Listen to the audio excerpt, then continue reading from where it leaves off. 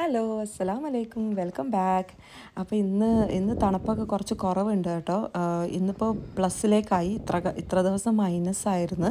-32, -20, -19, -28 അങ്ങനെയൊക്കെ ആയിരുന്നു കേട്ടോ. അപ്പോൾ ഇന്നിപ്പം +1 ആണെന്ന് തോന്നുന്നു. അതിൽ ഫീൽസ് ലൈക്ക് -4 എന്ന് കാണിക്കുന്നുണ്ട്. പക്ഷേ +1 ആണ്. തണുപ്പൊക്കെ കുറവുണ്ട്. പക്ഷെ നല്ല കാറ്റുണ്ട് കേട്ടോ. അപ്പോൾ ഇന്ന് ഞാനൊന്ന് ഇവിടേക്ക് ഒന്ന് ഇറങ്ങി, അല്ലെങ്കിൽ പുറത്തേക്ക് ഇറങ്ങാനൊന്നും പറ്റില്ല കേട്ടോ. ഞങ്ങൾ ജസ്റ്റ് എന്താ പറയുക, ഗാർബേജ് ഇടാനും അങ്ങനെയൊക്കെ മാത്രമാണ് പുറത്തേക്ക് ഇറങ്ങുക. അത്രയും തണുപ്പായിരുന്നു ഇത്രയും ദിവസം.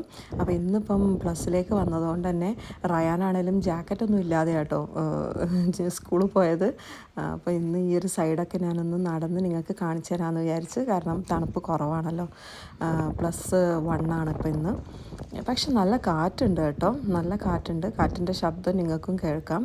കാറ്റ് നല്ലോണം ഉണ്ട്.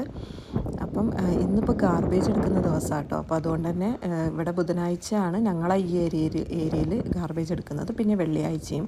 അപ്പോൾ ഞാൻ ഇവിടെ ഗാർബേജിൻ്റെ ബോക്സൊക്കെ വെച്ചിട്ടുണ്ട്. കണ്ടോ, ആ വീട്ടിലൊക്കെ കാണാം നിങ്ങൾ. അവരെല്ലാവരും ഇതുപോലെ വെച്ചിട്ടുണ്ട് കേട്ടോ. അപ്പോൾ ഏകദേശം ഒരു ഉച്ചയാവാറാകുമ്പോഴാണ് ഗാർബേജിൻ്റെ ട്രക്ക് വന്നിട്ട് കംപ്ലീറ്റ് ഗാർബേജൊക്കെ എടുത്തുകൊണ്ട് പോക്ക്.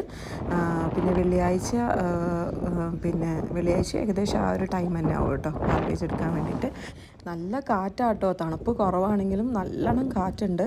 അതുകൊണ്ട് തന്നെയാണ് നിങ്ങൾക്ക് വീഡിയോയിൽ കേൾക്കാം ശബ്ദം, നല്ല അത്രയും കാറ്റിൻ്റെ ശബ്ദം കേൾക്കാം കേട്ടോ.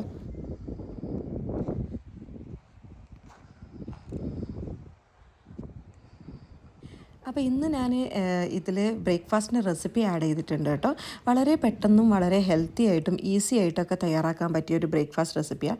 ഹെൽത്തിയാന്ന് പറയാൻ കാരണം ചെറുപയറാട്ടോ. അപ്പോൾ ഞാനൊരു മിക്സിയുടെ ജാറിലേക്ക് 1 കപ്പ് തലേന്ന് കുതിർത്ത് വെച്ച ചെറുപയറാണ് കേട്ടോ ചേർത്ത് കൊടുക്കുന്നത്.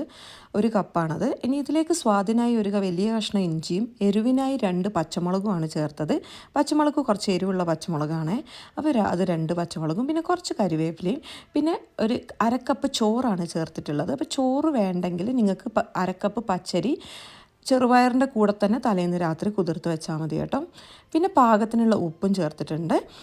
അതും ചേർത്ത് നന്നായിട്ട് ഇതൊന്ന് മിക്സിയിൽ അരച്ചെടുക്കണം കേട്ടോ. നല്ല നമ്മുടെ ദോശമാവിൻ്റെ മാവ് അരക്കുന്ന പോലെ. അപ്പോൾ അതിന് വേണ്ടി കുറച്ച് വെള്ളം ചേർത്തിട്ടുണ്ട് ഞാൻ.